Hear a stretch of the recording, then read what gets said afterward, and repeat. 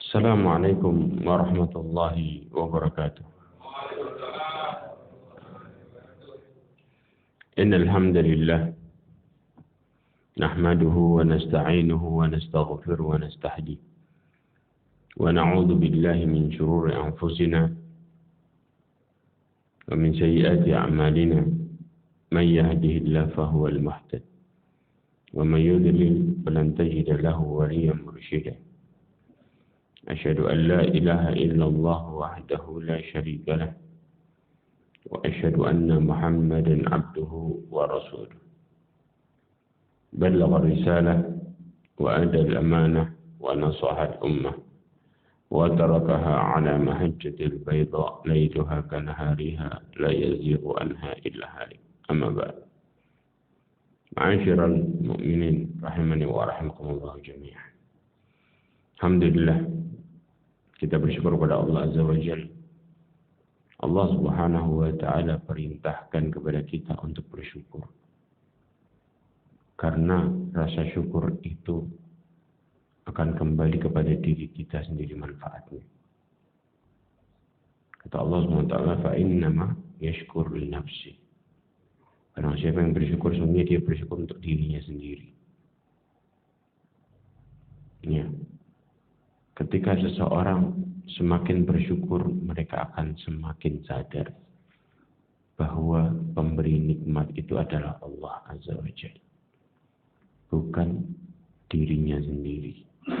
Bahwa yang memberikan anugerah kepada kita dan kemudahan hidup adalah Allah Azza wa Jalla, bukan apa yang kita usahakan. Karena sering manusia ketika mereka mengukur kemampuan diri dan melupakan Allah Azza wa Jalla, mereka akan susah untuk mensyukuri nikmat Allah Azza wa Jalla. Makanya Rasulullah SAW pernah berwasiat kepada Abi Dzar, ya, "Ausani khalili bisab'in." Bahwasanya kekasihku sallallahu alaihi wasallam mewasiatiku dengan 7 perkara. Di antaranya apa? Bi an ughfira la haula wa la quwwata illa billah. Hadis riwayat Imam Baihaqi, Ibn Hibban, Imam Ahmad dan yang lainnya.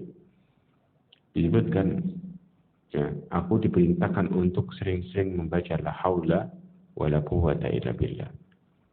Kenapa kita disuruh sering membaca ini? Karena ketika seseorang mengatakan la haula wa la quwwata illa billah, maka mereka, ya, meyakini bahwa kemampuan itu hanya datang dari Allah. Maka disebutkan apa? Bahwa kita hendaklah meninggalkan kata-kata saya bisa dan menyerahkan semua urusannya kepada Allah Azza wa Jalla. Ketika kita hidup berprinsip dengan cara yang seperti ini, maka kemudian kita akan mudah untuk nyandar sama Allah setiap saat. Nah, Allah mengatakan, ya, hendaklah orang-orang yang bertawakal itu berserah diri kepada Allah Azza wa Jalla. Makanya mereka mudah untuk bersyukur karena menyadari bahwa nikmat itu semua datang dari Allah Azza wa Jalla. Ya. Tapi kalau kemudian kita menyadarinya, kalau Allah hanya memberikan kita kelapangan rezeki, itu nikmat dan sisanya bukan, ini yang bahaya. Kita nggak akan pandai bersyukur kalau posisinya seperti ini. Bahkan Allah mengatakan di dalam surat Al-Hajj, kata Allah Subhanahu wa Ta'ala, wa minan nasi man ya'budullaha ala harf. Ada dari hamba Allah itu yang nyembah Allah di tepi. Tahu di tepi? Jadi nyembahnya semau dia. Kalau lagi senang, dia ngakuin Allah. Allah mengatakan, fa'ammal insan idza mabtalahu rabbahu fa'akramahu wa na'amahu fayaqulu rabbi akraman. Kalau manusia itu diuji sama Allah, diberikan kenikmatan sama Allah Azza wa Jalla, dikasih kemuliaan, dia mengatakan Tuhanku memuliakanku tadi. Makanya begitu fa'in asabahu khairun yatma'an nabi. Kalau mereka ditimpa kebahagiaan menurut dirinya, maka kemudian dia tenang hidupnya. Tapi apa? Wa in asabathu fitnatun qalaba ala wajhi khasira dunya wal akhirah. Begitu dia ditimpa kesusahan, fitnah, ujian, ya, maka kemudian diputar balik. Putar balik ngapain? Tambah jauh dari Allah Azza wa Jalla. Ya, mereka mengatakan wa amma idza mabtalahu faqadara alaihi rizqahu fayaqulu rabbi ahan. Ketika Allah menguji, ya, maka ditakar rezekinya. Maka dia mengatakan Tuhanku menghinakanku. Padahal orang dalam persepsinya terbalik sebenarnya. Kelapangan yang Allah berikan kepada kita dan kesehatan. Imam Hasan Al-Basri mengatakan bahwa itu adalah cobaan dari Allah. Jadi kalau kita lagi dikasih sama Allah kemudahan, pada dasarnya Allah sedang menguji kita. Namun ketika Allah Subhanahu wa Ta'ala memberikan kita ujian berupa sakit dan kesusahan, pada dasarnya Allah sedang perhatian sama kita. Ya, tapi prinsip ini dibalik sama orang, makanya orang susah untuk bersyukur. Coba kalau dia meyakini dengan pemikiran yang benar, dia akan pandai bersyukur. Di saat lagi dikasih kemudahan, maka dia mengatakan, oh cobaan. Apa buktinya? Nabi Sulaiman ketika didatangkan singgatannya Ratu Bilqis di hadapannya. Apa kata Nabi Sulaiman? Hadza min fadli Rabbi liyabluwani ashkur am akfur. Kata Nabi Sulaiman, ini keutamaan dari Tuhanku untuk mengujiku. Nabi Sulaiman enggak mengatakan ini anugerah besar, ya, bahwa aku diperhatikan, enggak. Untuk mengujiku. Ashkur am akfur. Apakah aku menjadi hamba yang bersyukur atau justru aku menjadi hamba yang ingkar? Jadi pada dasarnya, ya, kemudian yang Allah berikan kepada kita itu ujian. Ujian untuk melihat bagaimana respek hambanya. Apakah mereka itu tambah dekat sama Allah atau tambah jauh? Amin. Salat dan salam kepada Nabi Muhammad sallallahu alaihi wasallam, khairul anbiya wal mursalin, sebagai nabi dan sebagai rasul. Ma'asyiral mu'minin rahimani wa rahmatullah. Saya sudah pernah bahas tentang ketika dirimu bermanfaat bagi orang lain. Sudah belum? Belum pernah ya? Belum, oke. Kita kalau nimbang nih amalan, ya, kalau ditanya, mana yang amalan yang terbaik, kita bicara. Amalan pribadi atau amalan yang mendatangkan manfaat bagi orang lain. Kalau kita timbang, maka tentunya amalan yang terbaik di mata Allah adalah amalan yang bermanfaat bagi sekitar kita. Karena pada dasarnya Allah perintahkan kita itu untuk perhatian sama sekitarnya. Ya, digambarkan di antaranya apa? Kita disuruh amar ma'ruf nahi munkar. Ya, jangan pernah menjadi orang yang egois. Karena pelaku kemaksiatan itu pasti egois, nggak mungkin enggak. Ketika seorang bermaksiat, mereka akan berpikir dengan yang penting saya bahagia, yang lainnya nggak peduli. Itu orang yang bermaksiat. Tapi ketika mereka taat kepada Allah Azza wa Jalla, maka mereka akan perhatikan sekitarnya. Ya, karena pada dasarnya sampai dinukil di dalam kitabnya Ibnu Qayyim Al-Jauzi, dalam kitabnya Dakwah disebutkan. Kata Ibnu Qayyim disebutkan oleh para ulama salaf, sebutkan bahwa orang yang tidak mau menasihati orang lain dalam perkara nahi mungkar, makhafat dan makhlukin, takut sama makhluk, ya, apa yang terjadi? Maka Allah Subhanahu wa Ta'ala akan mencabut darinya ketaatan. Ada dua perkara yang Allah kasih. Na'udzubillah dari nuzi'at minhum ta'ah, satu. Yang kedua, law amara ba'da mawalihi. Ya, kalau seandainya dia memerintahkan kepada pembantunya atau anak-anaknya, lastakhaffa minhu, maka niscaya mereka akan meremehkan perintahnya. Kenapa Allah kasih kayak gini? Karena Allah murka sama orang yang gak peduli sama yang lain. Makanya Rasulullah SAW sampai mengatakan dalam hadisnya, potongan hadis ini ada di banyak riwayat, tapi dengan redaksi yang setelahnya beda-beda. Apa itu hadisnya? Khairun nas anfa'uhum linnas. Mungkin kita sering dengar ini. Sebaik-baik manusia ya, yang bermanfaat bagi orang lain. Ya. Tapi dengan syarat ya ikhwah. Bermanfaat kalau kita lakukannya karena Allah. Karena ada orang-orang yang melakukan hal yang bermanfaat bagi orang lain, namun yang mereka kejar adalah komentar orang. Supaya kelihatan baik. Ini yang bahaya. Ini yang bahaya. Kalau prinsip ini masih nempel ke orang, maka yang terjadi bukan malah kemudahan hidup, tapi murka Allah. Karena Rasulullah SAW pernah menyebutkan dalam hadis, menyebutkan dalam sabdanya, ya, yang diriwayatkan oleh Aisyah ketika Aisyah menasihati Muawiyah. Apa kata Rasulullah? Rasulullah SAW mengatakan, ya, barang siapa maniltamasa ridwan nas bisaqatillah. Perhatikan, barang siapa yang mencari ridha manusia sampai Allah murka, ya, wakalahullah ilan nas, Allah akan gantungkan dirinya sama orang. Bagaimana cari ridha orang sampai Allah murka? Dia rela untuk dengerin apa kata orang sampai bermaksiat sama Allah. Di posisi ini, ketika dia terus-menerus melakukan dan Allah SWT murka, maka Allah gantungan ke orang. Tahu bagaimana digantungkan ke orang? Ulama mentafsiri hadis ini, Al-Imam Munawi mengatakan, di saat itu dia diserahkan kepada manusia yang zalim. Tahu zalim? Menguasai dirinya dan dia tidak bisa berbuat apa-apa. Terjadi nggak? Terjadi. Kita kadang-kadang masuk ruang lingkup. Ya. Kadang-kadang ya, masuk ruang lingkup dunia kerja nih. Saya kasih contoh. Kemudian di dunia kerja itu, kita sampai-sampai rela harus meninggalkan sholat. Kalau kemudian orientasi kita berpikir, oh kalau saya keluar dari sini, saya dapat rezeki dari mana?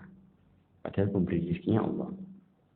Kemudian akhirnya dia nurutin semua sampai harus maksiat sama Allah. Karena berpikirnya apa? Berpikir masalah uang. Lama-lama dia akan Allah serahin sama orang-orang sekitarnya yang dolim sama dia, dan dia nggak bisa berbuat apa-apa. Dia selalu ketakutan, kalau saya keluar saya makan apa. Terus itu orientasi yang akan dipikirkannya, sehingga membuat hidupnya nggak pernah tenang, tapi dia selalu dalam posisi ditindas.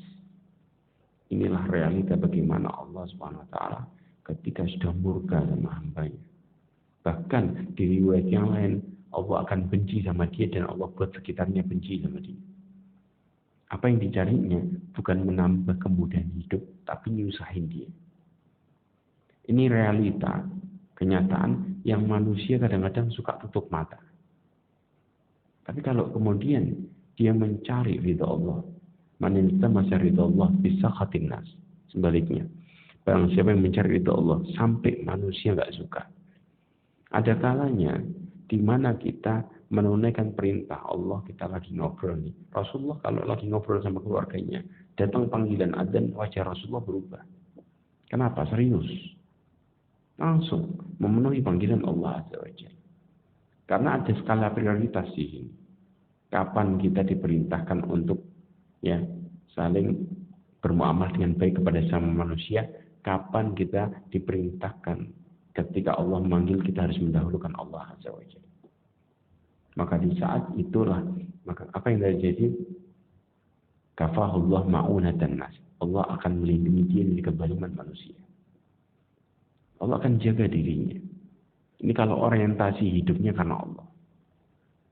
Maka sadarilah baik-baik. Lakukan sesuatu yang bermanfaat bagi diri kita dan orang lain, tapi tetap karena Allah. Jangan karena orang. Nah, kemudian Allah SWT memberikan gambaran apa yang kita lakukan yang bermanfaat bagi orang lain. Pada dasarnya kebaikan itu akan kembali kepada diri kita, bukan kepada mutlak kepada orang itu. Saya kasih contoh. Allah SWT sampai mengatakan dalam surat Al-Isra ayat 7. Allah mengatakan, in ahsantum li anfusikum wa in asatum falaha. Allah katakan kalau apabila kalian berbuat baik, perbuatan baik kalian itu kembali kepada diri kalian sendiri. Dalam sebuah kasus, ada sebuah contoh di mana doa. Ketika seseorang mendoakan saudaranya bidhahril ghaib atau bidhahril ghaib, diistilahkan saudaranya nggak tahu. Kadang-kadang kita nih, ya, ketika doain orang ditanya, sudah doain? Oh sudah, doanya disebutin detail, nggak masuk di dalam hadis.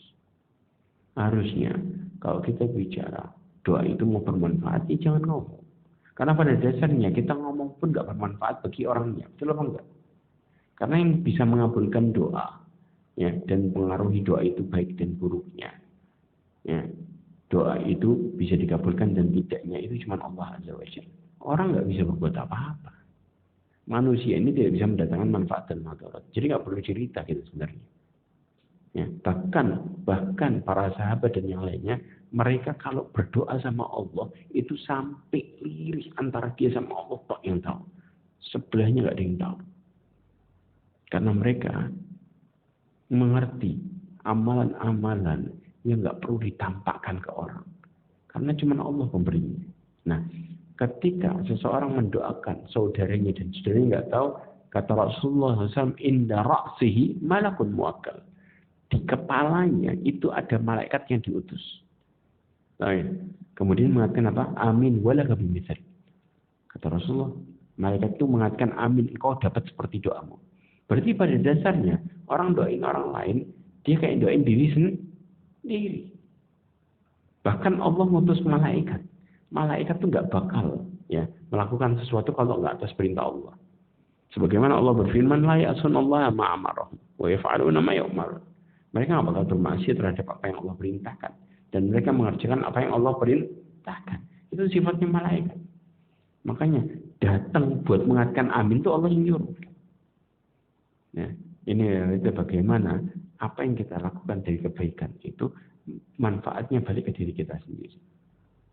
Bahkan Rasulullah SAW juga mengatakan, kita kalau mau dapat perhatian Allah, caranya gimana? Kata Rasulullah, man kana fi hajati akhihi, kana Allah fi hajati. Barang siapa, ya, dia membantu keperluan saudaranya, Allah akan membantu urusannya dia. Di riwayat yang lain disebutkan, wallahu fi auni al-abdi ma kana al-abdu fi auni akhihi. Allah akan menaungi hambanya selama hambanya menaungi saudaranya. Jadi prinsip dalam hidup, kalau kita bicara ibadah, amalan kita sesama manusia yang terbaik adalah ketika kita berusaha amalan kita bermanfaat juga bagi orang lain.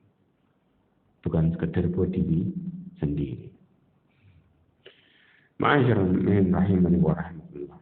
Contoh-contoh amal-amal yang bermanfaat bagi orang lain. Di antaranya Rasulullah SAW mengatakan hadis yang diriwayatkan Muslim, disebutkan menafasa an mu'minin qurbatan min qarabid dunya, nafasallahu anhu qurbatan min qarabi yaumil qiyamah.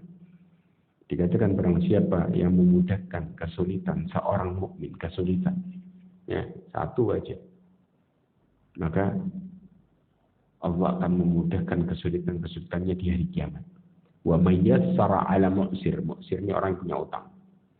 Barang siapa yang memudahkan orang yang punya utang. Memudahkan orang yang punya utang, barang menjelaskan ada 3. Apa itu? Yang pertama, nunda waktu pembayaran, itu namanya mudahin. Yang kedua, maafin sebagian, itu juga namanya mudahkan. Yang ketiga, memaafkan secara total, itu namanya memudahkan. Salah satu dari 3 ini kita melakukannya, apa yang terjadi? Maka kata Rasulullah sallallahu alaihi fi dunya wal akhirah, Allah akan memudahkan urusannya di dunia akhirat. Karena nggak gampang nih masalah utang. Dan inilah bagaimana kemudian Allah Subhanahu wa taala, ya, memberikan kemudahan. Karena pada dasarnya kalau orang itu bantu orang kadang-kadang perhitungan kan. Kita suka mengatakan, waduh, ini harta kalau nanti saya kasih dia, ya saya dapat apa dari dia. Betul enggak? Apalagi kalau kemudian yang kita bantu, ya, saudara kita nggak pernah komentar baik, kemudian dolim lagi. Aduh, berat. Berat. Oke, kita bicara harta nih. Harta. Rasulullah makan dalam hadis yang diriwayatkan Muslim, harta kita itu cuma 3. Yang punya kita itu cuma 3. Tidak bakal keluar dari 3 ini. Rasulullah mengatakan, yaqulul abdu mali mali. Seorang hamba mengatakan kadang-kadang, hartaku, hartaku. Kata Rasulullah, innama min malihi thalath. Hartanya dia padahal cuma 3 aja. Yang lainnya enggak. Apa itu? Ma'akala fa'afna. Apa yang dia makan, habis. Itu hartanya. 1. Kemudian, aula bisa fa'abla. Apa yang dia pakai, bakal usang. Betul enggak? Ini pakaian ini sekarang yang kita pakai. Apa selamanya bakal kita pakai itu pakaian? Enggak. Mulai jelek aja, kita gantilah. Kadang-kadang gantinya apa? Kalau sudah usang baru dikasih ke orang. Padahal pemberian yang terbaik itu apa yang kita cintai sebenarnya. Ya. Yang ketiga baru itu punya kita yang sebenarnya. Itu yang apa itu? Yang ketiga adalah au'ata faktana. Atau apa yang dikasih. Dikasih. Ya. Itulah yang dia kumpulkan. Yang dia kumpulkan. Jadi kalau kita bicara simpenan itu yang kita kasih. Itu simpenan sebenarnya. Karena hal itu bermanfaat dunia, akhirat Allah. Ya. Kemudian fama wa ma siwa dzalika fa huwa dzahibun wa tarikuhu linnas. Rasulullah mengatakan selain itu akan pergi sirna dari pemiliknya. Ya, dan meninggalkan yang punya. Dahibun itu bagaimana? Pergi. Kita ini kadang-kadang punya barang. Tiba-tiba kalau bukan rezeki kita, ya pergi dengan cara apapun. Atau bisa jadi pindah tangan, pindah kepemilikan. Kapan pindah kepemilikan? Mau nggak mau, suka nggak suka, nggak bakal diikutin bareng. Waktu kita meninggal, itu otomatis sudah. Bahkan sampai dikatakan, orang ketika meninggal, pertama kali yang dilupain apa? Saya pernah bahas. Yang dilupain pertama kali apa? Hah? Namanya, namanya. Antum kalau ziarah lagi jenguk orang yang baru meninggal, nah disebut gak namanya? Pak Tono, tidak ada cerita. Yang disebut apa? Jenazahnya gitu. Subhanallah ya. Namanya orangnya dilupain. Ini realita. Padahal baru aja nggak ada. Kebayang nggak? Inilah bagaimana kemudian kalau kita bicara milik itu, milik kita cuman yang sebenarnya yang kita kasih itu milik kita. Itu yang nanti bakal menjadi saksi di hadapan Allah Azza wa Jalla. Karena apa? Allah memberikan sesuatu kepada kita. Pemberian Allah itu akan ditanya dengan 2 pertanyaan masalah harta. Min aina iktasaba wa fima anfaqa. Dapat dari mana, lari ke mana. Cuman itu. Dan itu yang membuat seseorang jadi panjang pertanyaannya. Kalau punyanya dia yang dikasih sama Allah panjang. Banyak. Bahkan sampai mengatakan fuqara al-muslimin, kata Rasulullah SAW. Fakirnya orang-orang muslim mendahului orang kaya masuk surga 500 tahun. Alasannya apa? Karena orang-orang miskin, pertanyaan masalah hartanya sedikit.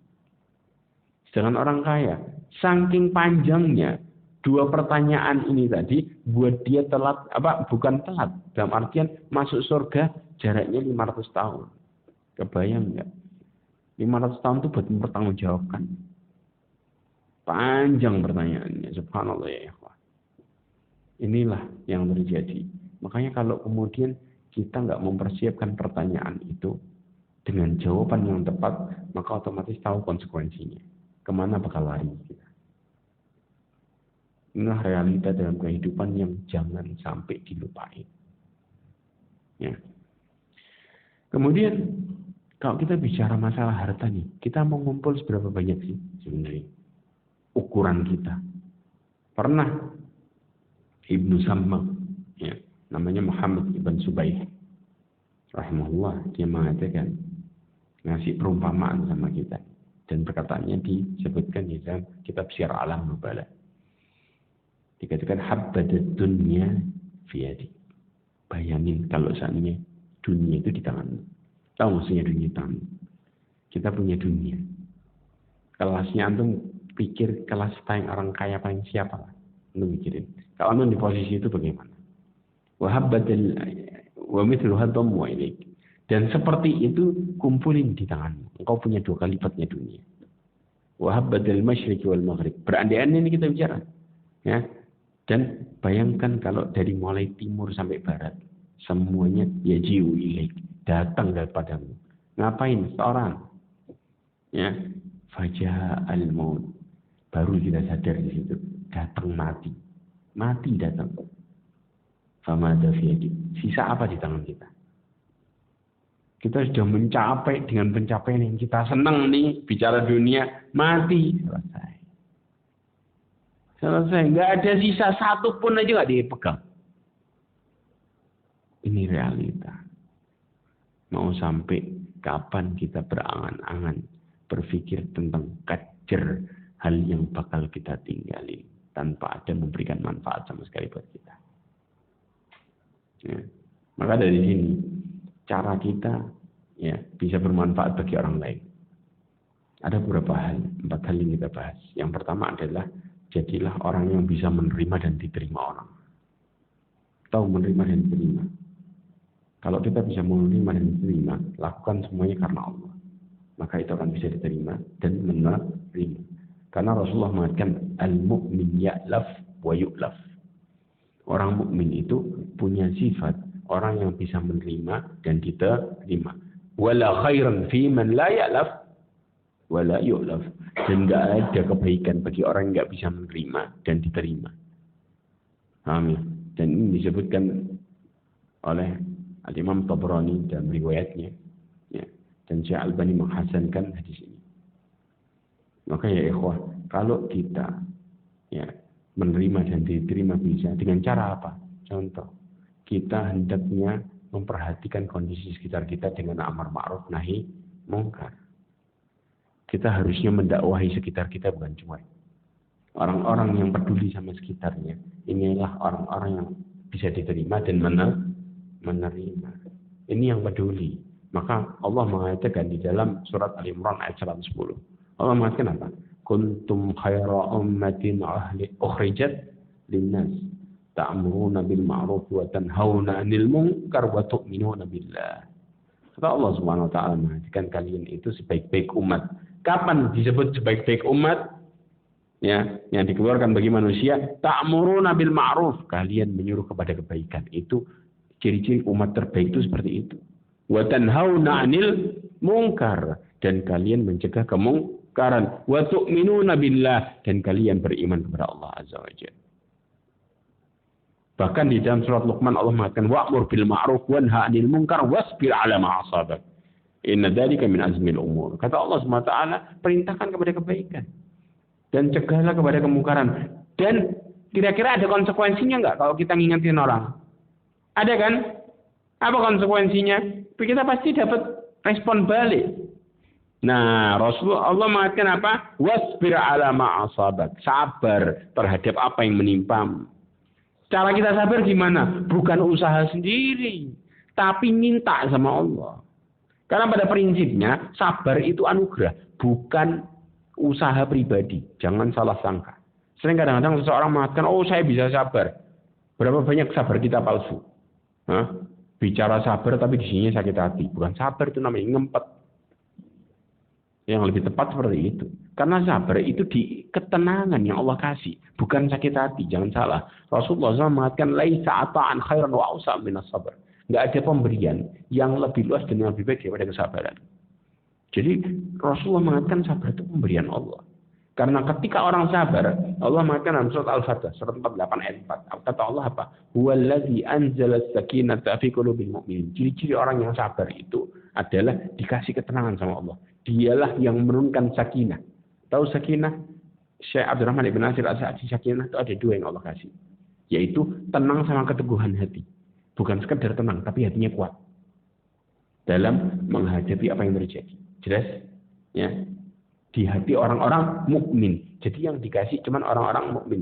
Liyazdadu imanan ma imanihim, supaya keimanan mereka bertambah, supaya mereka tambah yakin sama Allah. Jadi pada prinsipnya Allah bisa buat orang itu tambah istiqomah, tambah dekat karena dikasih tenang. Jadi kalau ibadah kita diterima, efeknya apa?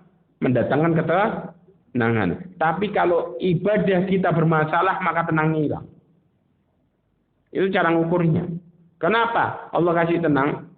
Syekh Abdurrahman Ibn Nasir As-Sa'di di akhir tafsirnya menyebutkan supaya dia bisa melakukan perintah Allah dalam kondisi sesusah apapun.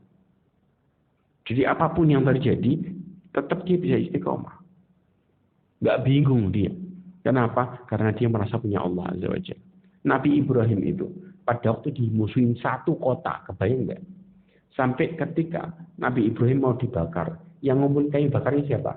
Semua masyarakat. Di dalam tafsir Ibnu Katsir disebutkan dalam kitabnya Qasasul Anbiya, ya, disebutkan bahwa orang yang nggak pernah keluar rumah, kakek-kakek tua yang sudah sakit-sakitan itu bisa keluar rumah.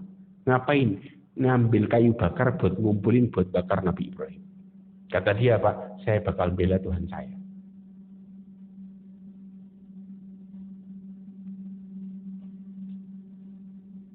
Ya. Ya. Coba bayangin. Kita ini sendiri contohnya. Ya. Tapi yang musuhin kita satu kota. Kenapa Nabi Ibrahim bisa tenang?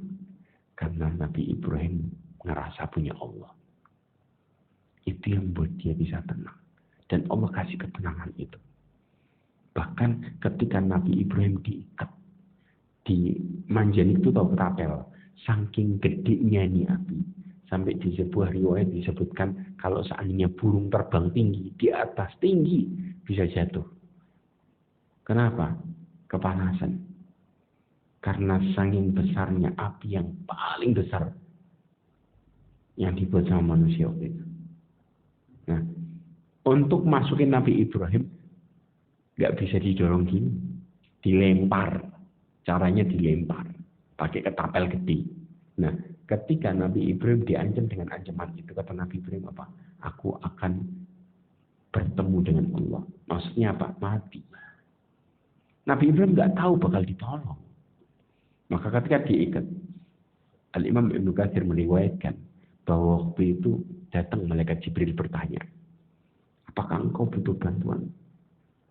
Kalau kita sudah ada, oh iya cepetan dari tadi harusnya ya. Akal sehatnya Nabi Ibrahim subhanallah ketika Allah kasih tenang, tetap berjalan, nggak panik. Apa kata Nabi Ibrahim? Dengan tenangnya Nabi Ibrahim mengatakan, kalau sama kamu saya nggak butuh. Tapi kalau sama Allah iya. Kenapa? Nabi Ibrahim masih sadar kalau malaikat itu nggak bakal bisa ngelakuin apa-apa kalau Allah nggak kasih. Kebayang nggak? Orang panik nggak bisa mikir gitu. Yang dia tahu yang penting selamat. Nabi Ibrahim nggak. Begitu dilempar maka Nabi Ibrahim mengatakan hasbi Allah wa ni'mal wakil.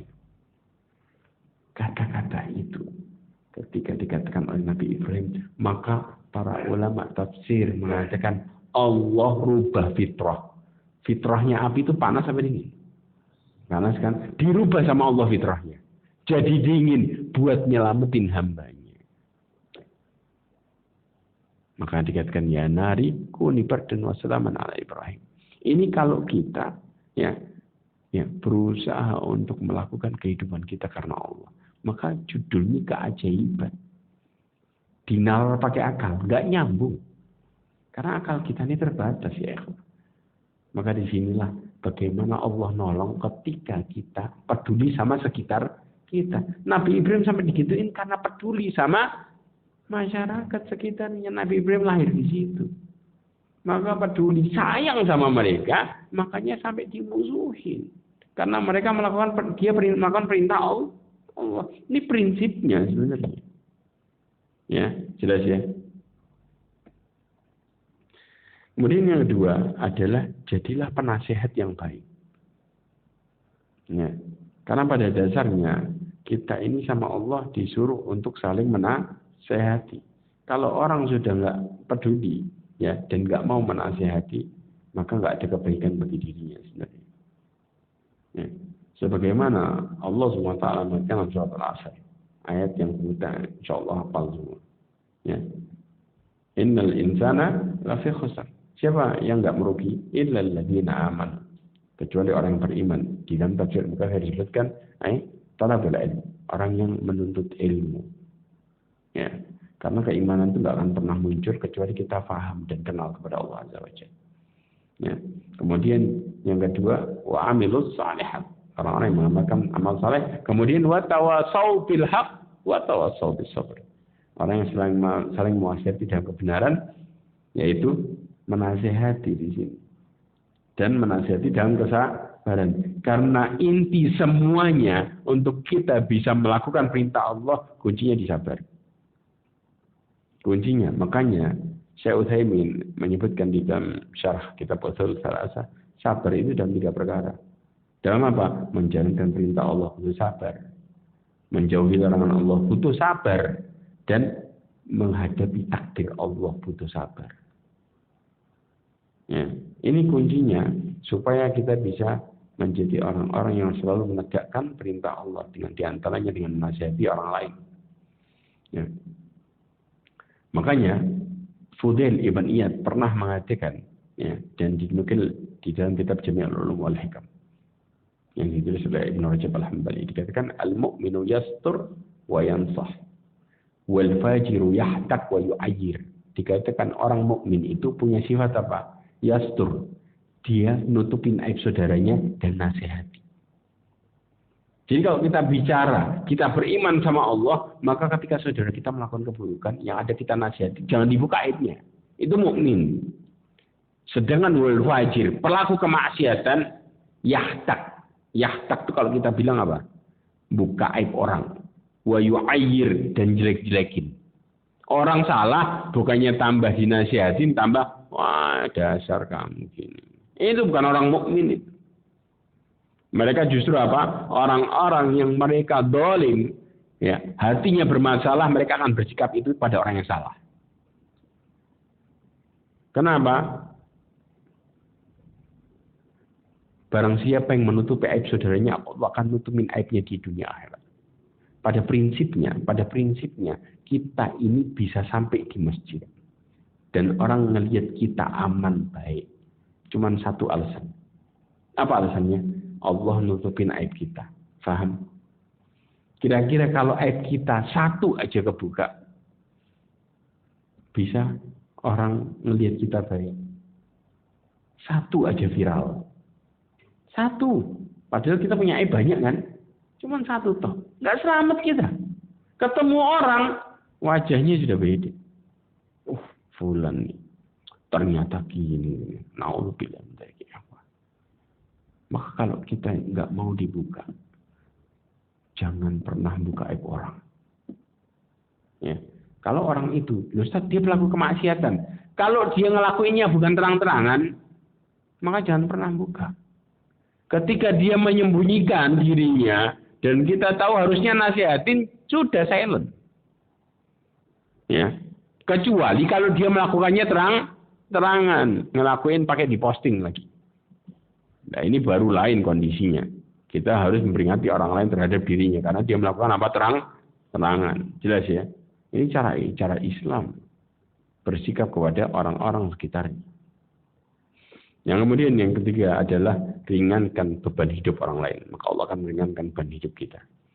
Bahkan sampai Rasulullah SAW mengatakan dalam hadisnya yang diriwayatkan oleh Imam Tabrani dalam Mu'jamul Kabir. Ya, dan hadis ini dihasilkan oleh Imam Albani.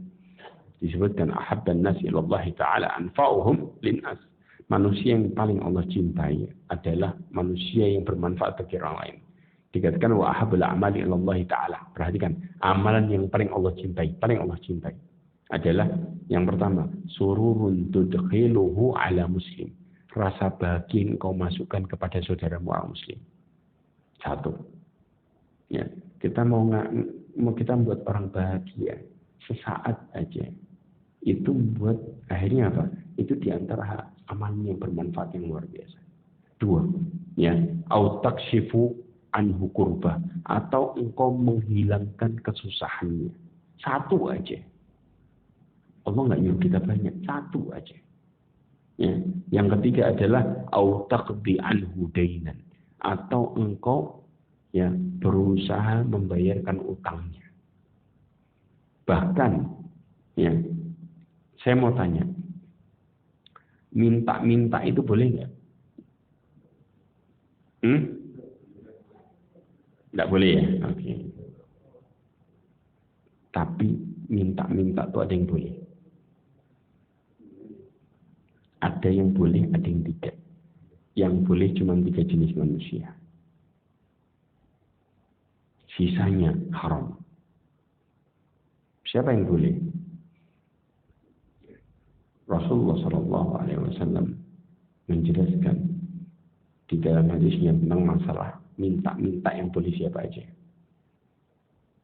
Yang pertama, Rasulullah SAW mengatakan kepada Wabithah. Kata Rasulullah SAW, ya Wabithah, hadis ini diriwayatkan oleh Imam Muslim, Abu Daud, ya, dan Ibnu Khuzaimah. Disebutkan, ya Qabithah, wahai Qabithah, innal mas'alah la tahillu li ahadin illa li ahadi salat. Sesungguhnya minta-minta itu enggak halal kecuali bagi 3 jenis manusia. Yang pertama adalah rajulun tahammala hamalatan fahallat lahul mas'alah hatta yusibaha qiwam thumma yumsik. Dikatakan seseorang yang menanggung hutang orang lain. Bukan hutang dirinya ya, utang orang lain. Maka dia boleh minta-minta sampai utangnya lunas. Contoh ada orang, udahlah utangnya, makanya Rasulullah pernah mau mensolati seorang sahabat gara-gara punya utang, betul nggak? Maka kemudian ada seorang sahabat mengatakan, wahai Rasulullah, saya ingin nanggung utangnya. Lalu Rasulullah menyolati. Ya. Maka ketika orang nanggung utang orang lain, maka dia boleh minta bantuan sama orang sampai lunas. Halal tuh. Yang kedua adalah warajulun asabat hujaihah. Ijtahad malahu fahallat lahul mas'alah hatta yusiba qiwaman min 'aish. Dikatakan seseorang yang ditimpa musibah sampai menghabiskan hartanya. Tahu, kena bencana, kebakaran, macam-macam sudah. Bangkrut. Pokoknya judulnya kena musibah harta habis. Maka dia boleh minta sampai punya sandaran hidup. Apa itu? Modal. Baru berhenti, nggak boleh lagi. Yang ketiga adalah warajulun asabat hufaqah. Seseorang yang ditimpa kesengsaraan hidup. Tahu sengsara hidup? Kayak orang kena penyakit stroke, nggak bisa kerja. Sengsara nggak ini? Sengsara kan? Ya. Tapi dengan syarat. Syaratnya apa? Hatta yakuma salasatun min dawil hijah. Min qawmihi laqad asabat fulanan faqah. Ya. Dengan syarat ada 3 saksi dari kaumnya. Jadi bukan kemudian begitu aja. Ada 3 saksi dari kaumnya, ya, yang mengatakan fulan itu benar-benar benar-benar ditimpa kesusahan. Kenapa? Dia nggak bisa ini karena dia kena sakit apa. Jelas ada saksinya. Nah, dia boleh minta fahallat lahul mas'alah hatta yusiba qiwaman min al-'aish. Dia boleh minta sampai dia punya sandaran hidup. Kenapa? Kayak bisa kerja lagi. Atau ada yang nanggung dan lain sebagainya. Paham ya di sini ya? Nah, sisanya kata Rasulullah, fama siwahunna minal mas'ala yaqabisa suhtan ya'kuluha sahibuha suhtan. Sisanya dari minta-minta, maka wahai qabisah merupakan suhtan. Tahu suht? Suht itu kalau kita bilang adalah hal yang haram. Yang dimakan oleh orang yang kata Rasulullah, maka jadi yang haram. Efek kalau orang sudah makan haram, kata Rasulullah, kullu lahmin nabata min suhtin fannaru aula bih. Setiap daging tumbuh dari sesuatu yang haram, neraka lebih pantas baginya. Dia dapat kena laknat dari Allah kalau makan yang haram. maka orang yang minta-minta selain 3 jenis ini hukumnya haram. Jadi sampai orang bantu orang dalam masalah utang, nanggung utangnya orang, itu boleh kita kemudian minta bantuan orang lain. Jelas di sini halal. Ya, dengan syarat bukan utangnya sendiri, utangnya orang. Ya. Kemudian autaruddu anhujuan, atau engkau ya menghilangkan rasa laparnya dia, walaupun sekali aja. Ya. Maka Rasulullah sampai mengatakan wali an amshiya ma'a akhi fi hajatin ahabba ilayya min an a'takifa fi hadzal masjid, yakni masjidin Madinah syahra. Aku berjalan untuk nolong saudaraku, lebih aku cintai kata Rasulullah daripada iktikaf di masjid ini. Yang disebut masjid apa? Masjid Nabawi itu kata Rasulullah. Ya, sebulan. Kalau diukur nih ya, saya iktikaf sebulan sama nolong saudara saya, lebih baik saya nolong saudara saya. Kenapa? Pahalanya lebih gede daripada iktikaf sebulan. Kita iktikaf 10 hari terakhir bulan Ramadan aja luar biasa kan? Ini Rasulullah bicara iktikaf sebulan. Subhanallah. Ya, inilah realita bagaimana Allah kasih anugerah besar ketika kita bermanfaat bagi orang lain. Ya. Bahkan pernah Imam Hasan Al-Basri ngutus muridnya buat nolong orang. Kata Imam Hasan Al-Basri, coba datang ke rumahnya Thabit Al-Banani. Thabit Al-Banani orang yang mendahulukan ibadah luar biasa. Dia dalam hidupnya berusaha semuanya ibadah. Ya. Maka kemudian ketika didatangi Thabit Al-Banani mengatakan, oh nggak bisa, saya lagi iktikaf. Maka kemudian muridnya balik ke gurunya Imam Hasan Al-Basri. Kata Imam Hasan Al-Basri, kasih tahu ke Thabit Al-Banani. Dikatakan, ya A'mash, bahwa sesungguhnya bila engkau berjalan menolong saudaramu, itu lebih baik daripada haji ketemu haji. Begitu dikasih tahu itu langsung berdiri, dia langsung jalan. Kenapa? Iktikafnya dia sama dia nolong orang lebih gede pahalanya nolong orang. Gak ada apa-apanya iktikafnya dia. Ya. Kemudian juga ada sebuah hadis Nabi SAW tentang seseorang itu nggak punya amal baik sama sekali kecuali apa? Ngutangin orang. Dia ngutangin orang kerjaannya. Dikatakan dalam hadis Nabi SAW, anna rajulan, ada seorang laki-laki, ada sini baca Imam Nasai, lam ya'mal khairun qat, enggak pernah melakukan kebaikan sama sekali. Kata Rasulullah, wa kana yudayyinun nas. Dia punya kerjaan apa? Dia biasa ngutangin orang. Ngutangin enggak pakai bunga loh ya. Naudzubillah min dzalik. Ya, artinya benar-benar ngutangin, sudah. Kemudian apa? Fayaqul li rasulihi. Dia punya kebiasaan ngutangin. Kemudian dia mengatakan kepada utusannya yang buat nagih dengan mengatakan apa? Khudh ma tayassar watruk ma usir wa tajawaz la'alla Allah yatajawazu anna. Dikatakan ambil yang gampang, tinggalin yang susah. Kalau dia nggak punya uang susah, tinggalin dan maafin. Semoga Allah memaafkan dosa kita. Itu dia ngomong ke pembantunya. Dikatakan budaknya malah. Ya. Maka kemudian falamma halaq qala Allah azza wa jalla. Setelah dia meninggal Allah tanya sama dia.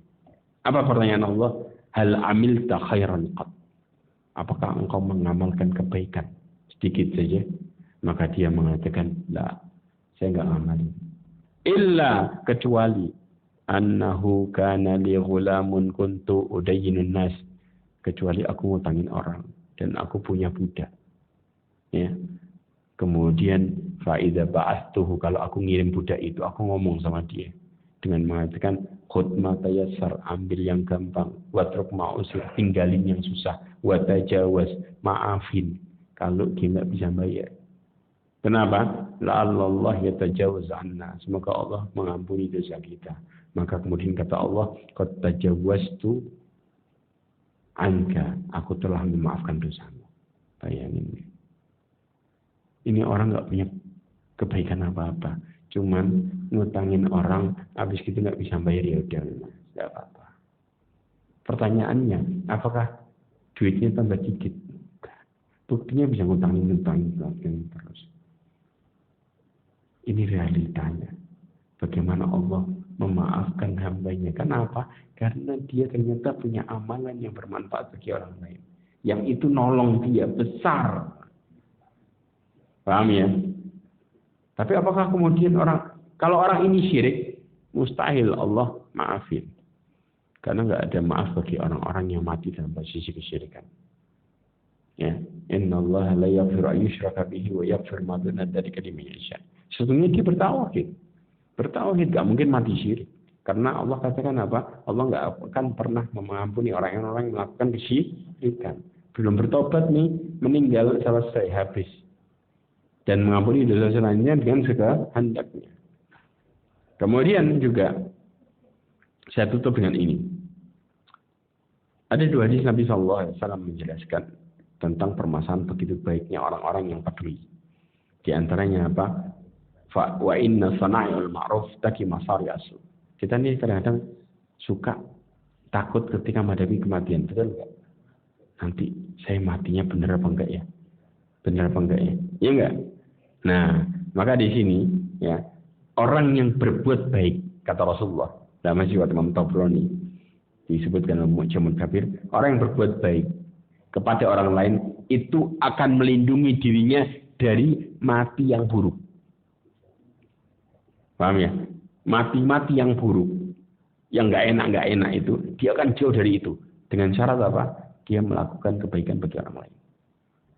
Tentunya dalam koridor aturan Allah Azza wa Jalla. Yang nggak keluar dari aturan itu. Ya. Kemudian juga ketika seseorang mau bicara selamat di padang mahsyar, dijemur 50.000 tahun. Paham ya?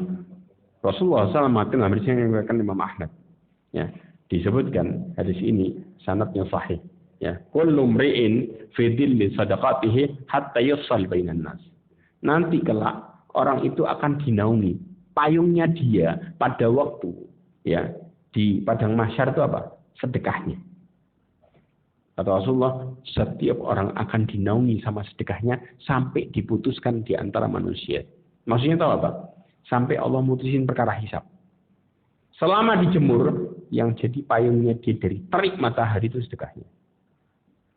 Jadi ini menunjukkan kalau kita ya hidup kita banyak bermanfaat buat orang, maka itu nolong kita dunia akhirat.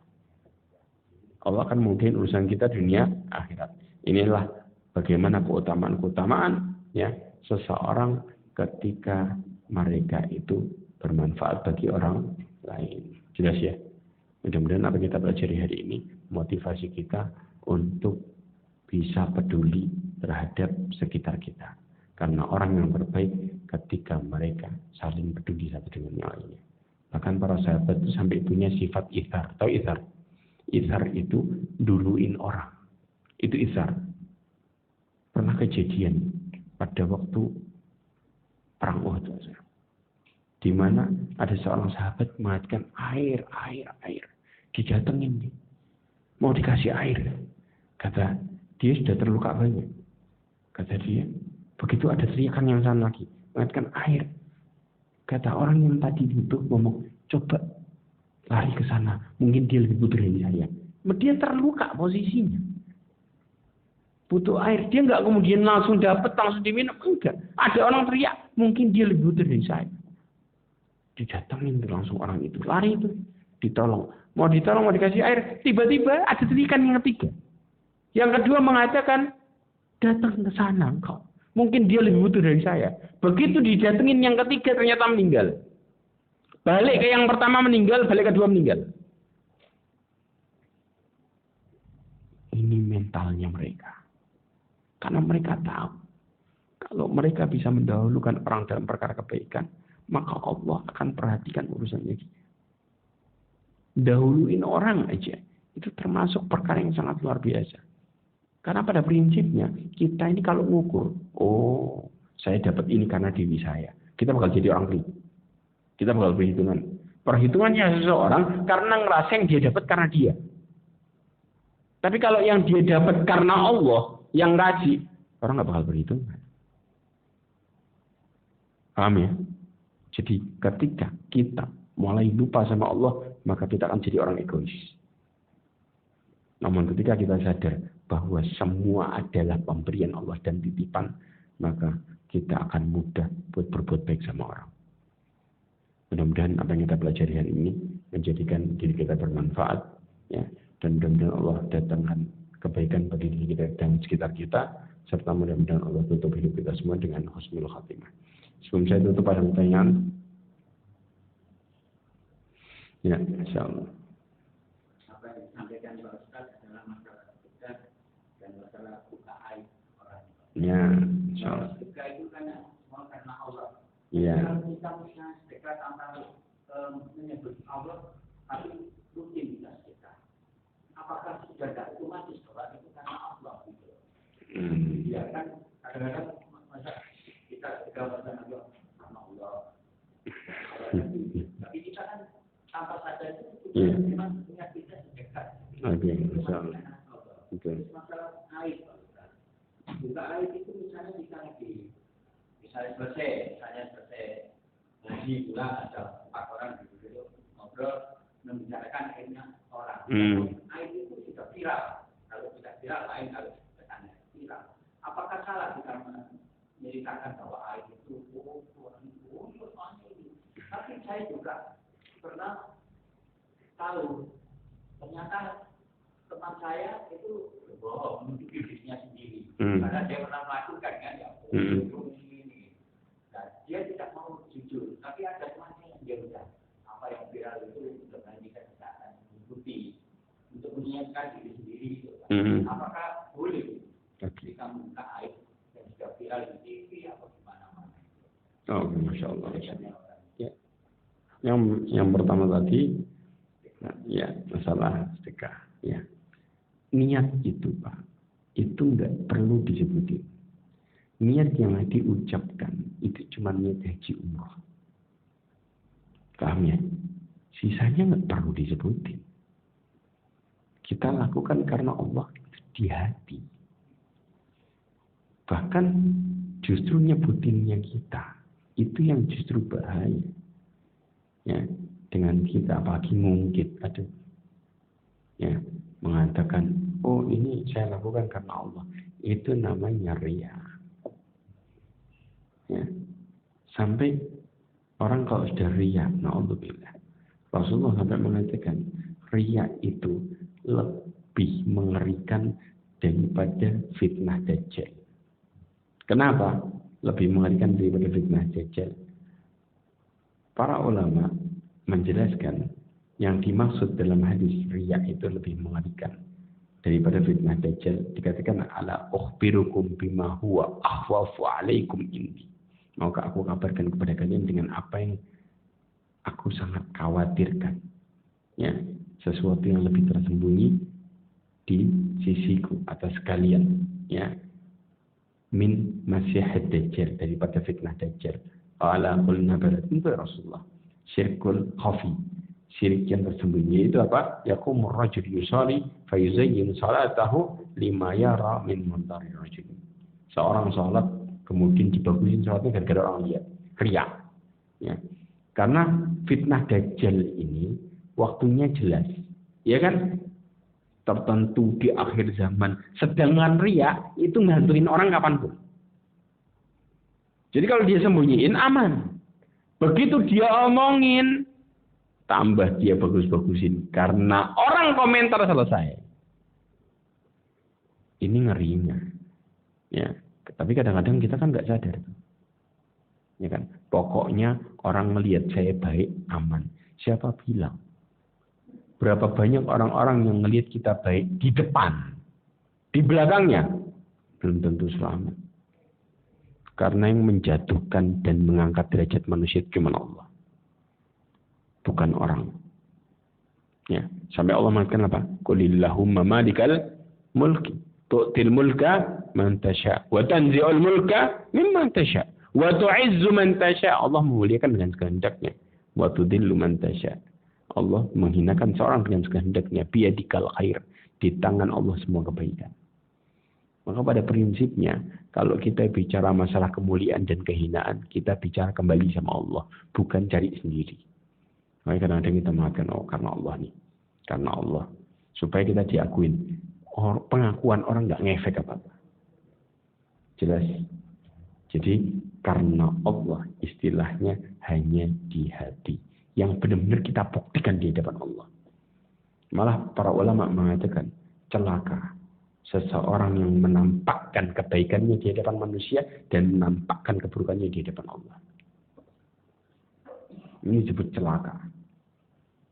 Jelas? 1. 2. Masalah apa tadi? Viral, Masya Allah. Ya. Oke, kita bicara aib sekarang. Kita boleh membicarakan aib orang, memperingatin orang, kalau orang itu melakukan terang-terangan. Paham ya? Memperingatin supaya ya tidak bermuamalah berkumpul, ya bermuamalah mendekatin ya orang-orang yang berbuat keburukan. Karena pada dasarnya kalau kita ya bersahabat dengan orang yang buruk, maka kita akan juga jadi buruk. Dalilnya apa? Allah sebutkan di dalam surat Al-Kahfi ayat 28. Ya, Allah Subhanahu wa taala mengatakan dalam surat Al-Kahfi, "Wa la tuti' man aghfalna qalbahu wattaba'a hawahu wa kana amruhu furta." Di sebelumnya Allah mengatakan wasbir nafsaka ma'al ladzina yad'una rabbahum bil ghadati wal 'ashiyyi yuriduna wajha. Kemudian wala ta'du 'ainaka 'anhum turidu zinatal hayatid dunya. Allah mengatakan sabarlah engkau ya bersama orang-orang yang menyeru Allah di pagi dan sore hari mengharapkan keridhaan Allah. Dan janganlah matamu berpaling darinya gara-gara engkau berharap perhiasan dunia. Jadi kalau orientasi kita mau amal sama orang karena dunia, maka kita akan cari orang yang buruk. Tapi kalau kita bicara orang yang dekat sama Allah, sabar-sabar aja. Kenapa? Pasti kita akan diingetin terus. Iya apa enggak? Begitu kita melakukan kesalahan, diingetin. Begitu kita mulai jarang ke masjid, diingetin. Makanya sabar. Kenapa? Orang yang baik itu kayak gini. Tapi wala tuti' man aghfalna qalbahu. Jangan engkau taati orang-orang yang kami lalaikan hatinya. Makanya dikatakan, ya, seorang pelaku kemaksiatan itu yahtak wa yu'ayyir. Kenapa? Buka aibnya orang dan jelek-jelekin. Ya apa enggak? Makanya di majelis isinya apa? Oh, sudah tahu itu buruk. Ya, tapi sampai dia kemudian ngulang bolak-balik. Cukup kita nasihatin orang untuk berhati-hati, selesai. Kalau kemudian dia tambah bahas-bahas terus, Syekh Utsaimin pernah mengatakan, barang siapa ya yang menghina keburukannya orang, maka Allah akan uji dengan keburukan yang sama. Kita nih ya sudah tahu ya ada perbuatan yang buruk. Oh fulan tambah kemana-mana dia ngomong, maka Allah akan uji dengan hal yang sama. Persis kena dia. Lek. Ini efeknya. Paham di sini ya? Makanya kita tidak boleh ya membuka aibnya orang kalau dia tidak melakukan terang-terangan. Dan bahkan Allah akan maafin kesalahan orang selama dia tidak melakukan kemaksiatan terang-terangan. Kalau dia melakukan kemaksiatan terang-terangan, maka Allah Subhanahu wa taala ya enggak akan maafin dia kecuali dia bertobat.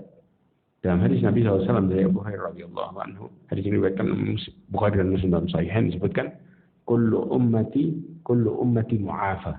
Setiap umatku itu bakal Allah ampuni illal mujahidin, kecuali orang yang terang-terangan. Terus kemudian Rasulullah menjelaskan wa inna minal mujahara. Dikatakan wa inna minal mujahana. Ya. Yang dimaksud orang yang ya berbuat kemaksiatan, ya ayyamal rajul bilailin amalan. Seorang melakukan kemaksiatan di malam hari. Kemudian apa? Tsumma yusbih wa qad satarahu Allah. Kemudian di pagi harinya dia sudah ditutupin aibnya sama orang. Paham? Aibnya sama Allah. Paham ya? Jadi Allah nutupin aibnya yang semalam dia lakuin. Tiba-tiba apa? Tiba-tiba fayaqul ya fulan amiltul bariha kada wa kada, naudzubillah. Pagi harinya dia ngomong sama temannya, padahal sama Allah sudah ditutupin aibnya. Pagi harinya dia cerita sendiri, ngomong tadi malam, waduh, saya gini dan gini, ya Allah. Kata Rasulullah, waqad bata yasturuhu rabbuh. Allah semalam sudah nutupin aibnya, wa yusbihu yakshifu sitrallahi an. Pagi harinya dibuka yang ditutupin sama Allah. Nah ini orang nggak diampuni. Sharing dosa. Iya, sharing namanya. Iya, sharing dosa namanya, Pak. Ya, yang di-sharing dengan kebaikan, ceritanya cerita dosa. Paham ya? Kita boleh nggak kita sharing kebaikan? Boleh banget. Tapi yang terbaik nutupin. Ya. Allah SWT mengatakan intubdu shadaqati fa ni'mahi. Kata Allah contoh nih, kalau kita menampakkan sedekah, sharing, oh saya melakukan ini. Buat orang nyontoh, itu bagus kata Allah. Fa ni'mahi. Wa in tufuha, tapi kalau engkau sembunyikan wa tu'tuhal fuqara, engkau langsung berikan kepada orang miskin, fa huwa khairul lakum. Itu jauh lebih baik. Kenapa? Karena disebutkan, jadi ulama memisahkan di antara Syekh saya ingin mengatakan memisahkan. Kalau kita ini jadi orang panutan, ya, maka hendaklah apa yang kita lakukan ditampakkan supaya menginspirasi banyak orang. Kalau panutan, tapi kalau panutan aja enggak, terkenal aja enggak, ya sudah, mendingan ditutup. Kenapa? Itu lebih jaga keikhlasan. Jelas ya. Jadi kalau mau sharing-sharingan, ya sharing kebaikan. Kalau kemudian orang itu kita jadi panutan, kalau enggak usah, nggak usah ngomong apa-apa. Kenapa? Diam kita itu lebih selamat daripada kita membicarakan sesuatu yang tidak bermanfaat, apalagi maksiat. Ya, oke. Mudah-mudahan ini bermanfaat. Ya, mudah-mudahan apa yang kita baca hari ini bisa menyemangatkan kita untuk semakin melakukan kebaikan-kebaikan karena Allah Azza wa Jalla, dan mudah-mudahan amal-amal saleh kita bisa bermanfaat untuk sekitar kita, serta mudah-mudahan Allah berhubung kita semua dengan husnul khatimah. Subhanakallahumma wa bihamdika asyhadu an la ilaha illa anta astaghfiruka wa atubu ilaik wa akhiru da'wana alhamdulillah. Assalamualaikum warahmatullahi wabarakatuh.